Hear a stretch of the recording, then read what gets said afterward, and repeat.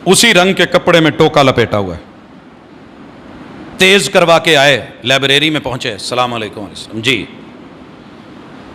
आप इस मस्जिद के ख़तीब हैं? जी ख़तीब हूँ। हम फ़लाँ मस्जिद में जुमा पढ़ते हैं, फ़लाँ हमारे अल्लामा साहब ने मसला बताया है और तबलीग का तकाजा है कि बात आप तक पहुंचा दी जाए। मैंने कहा जी वेलकम। कहने लगे पहले ये देखो कि ये कपड़े में क्या है। मैंने कहा मैं गैब नहीं जानता, लेकिन अंदाज़ा हो रहा है कि बुगदा है या कोई टोका शोका है।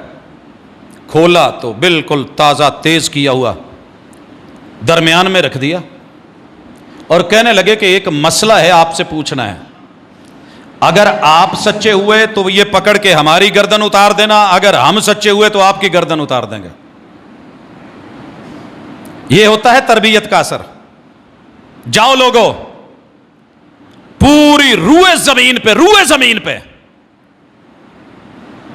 अल्लाह का शुक्र करके, बड़े अदब से फखर से अकड़ के नहीं कह रहा, ये बात समझा रहा हूं, मेरी जमात का अदना सा कारकुन, आम सा आदमी, पर्सनल किसी की गलती अलग बात है, मेरी तरबियत में यह शामिल है ही नहीं कि अगर सामने वाले के पास दलील नहीं है तो आप थप्पड़ तो दूर की बात, उसे सिर्फ उंगली उठा के ऐसे भी करें।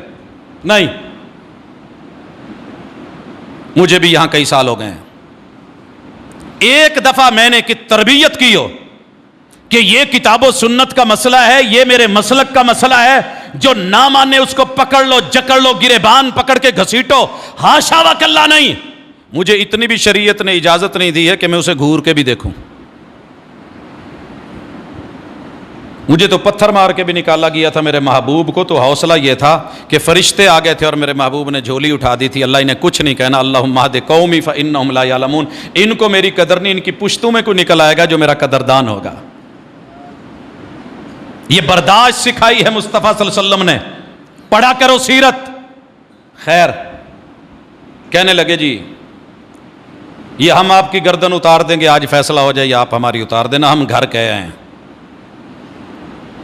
मैंने कहा मौलाना को बताए हो क्या? जी। मैंने कहा कितना अरसा हो गया पढ़ते हुए?